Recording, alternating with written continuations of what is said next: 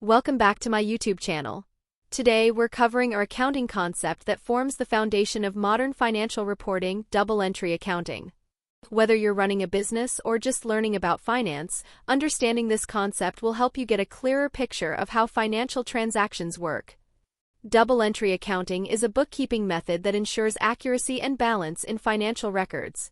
For every financial transaction, two entries are made, one debit and one credit, across two different accounts. So for every financial event, there are two sides. One account is debited, meaning it's increased or decreased based on the account type, and another is credited, again, either increased or decreased. This method not only keeps the books balanced, but also allows you to trace the full impact of a transaction. Now let's break down the accounting equation, which is fundamental to double entry accounting. The equation is assets equals liabilities plus equity. This equation must always be balanced. If it isn't, there's an error in your books.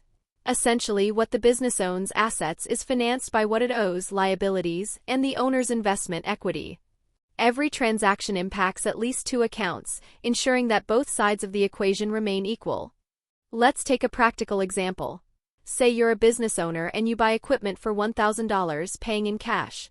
In this scenario, your equipment account increases because you've added an asset, but your cash account decreases because you've spent money.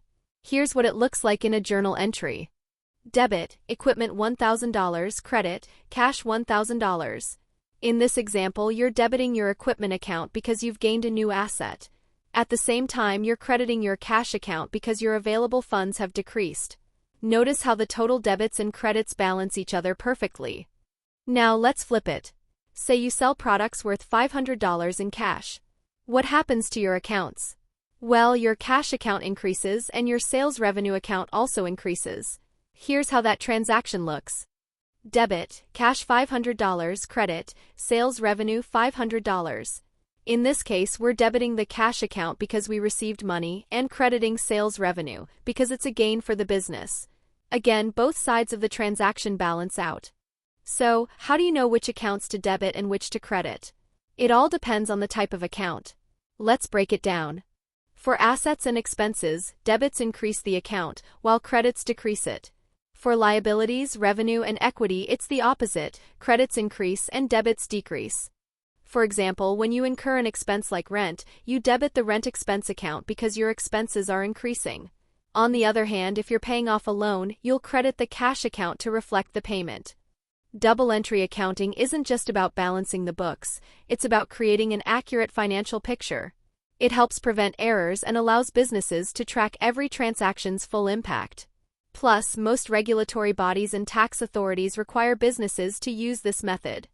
If you only use single entry accounting, you might miss important details or fail to catch mistakes.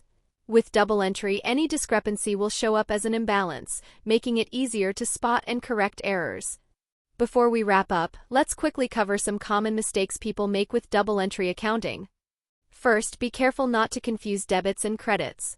It's easy to mix them up, but remember that debits and credits depend on the type of account. Second, always ensure that your debits equal your credits. If they don't, your financial reports won't be accurate. And there you have it, the basics of double entry accounting. Double entry helps keep your financial records accurate and transparent. If you found this video helpful, be sure to give it a thumbs up and subscribe for more accounting and finance tips. Drop a comment below if you have any questions, and I'll see you in the next video.